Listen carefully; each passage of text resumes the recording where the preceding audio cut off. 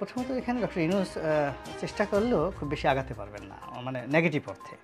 তাকে পজিটিভ অর্থে তিনি যদি আগান তাহলে sky is the only limit, আকাশ হলো তার জন্য সীমা। আর যদি তিনি প্রতিহিংসা পরায়ণ হতে চান, মন্দ হতে চান, সে 3 মাসও টিকতে পারবেন না। এর কারণ হলো তার যারা প্রতিপক্ষ হবেন, তিনি যদি মন্দ কাজ করতে চান আর সহযোগী হবেন, তার প্রতিপক্ষ হবে কারা? রাজনীতিবিদরা।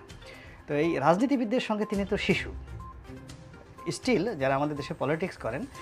Doctor Yunus is a famous and eminent economist, কিন্তু in the field of politics he is just infant, নবজাতক শিশু। ফলে তিনি যখন রাজনীতিবিদদের সঙ্গে ফাইটে আসবেন তিনি টিকবেন না, এক।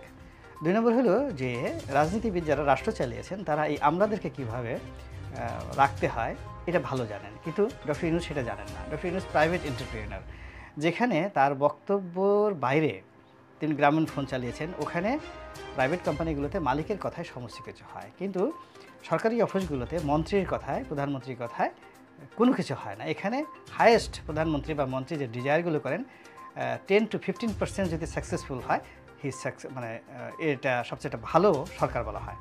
আমলারা 85% সিদ্ধান্ত নিজেদের ইচ্ছা মতো নেয়। এমনকি এই যে আন্দোলনের সময় যে গোলাগুলি হয়েছে 15% সর্বোচ্চ ছিল পলিটিক্যাল ডিজায়ার, আর 85% যে ডিজায়ারগুলো হয়েছে এগুলো মাঠে যারা ছিল আমলা, কামলা, পুলিশ, আর্মি, তাদের ইচ্ছা বাস্তবায়িত হয়েছে।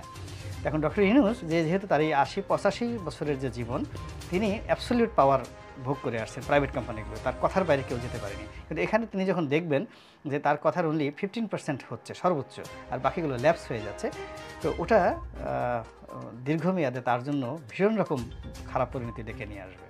না, প্রথমত যে আমার ডিজায়ার অ্যান্ড ড্রিম সেটা হলো এই সরকার একটা ইতিহাস তৈরি করুক এবং বাংলাদেশে যেন তারা অমরত্ব লাভ করে।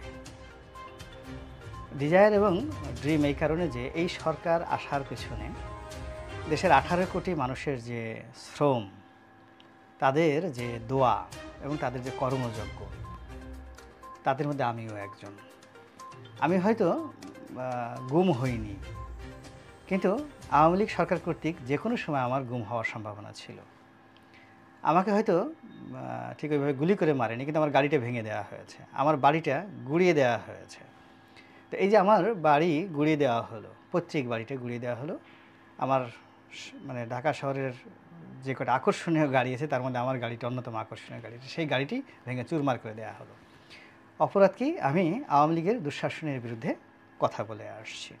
তো এরকম আমার মতো যারা যারা এভাবে কথা বলেছেন, জীবন দিয়েছেন, রক্ত দিয়েছেন, জেল জুলুম হুলিয়া, তাদের ফসল এই সরকার। ফলে সর্বোচ্চ যাকে বলে দোয়া, আশীর্বাদ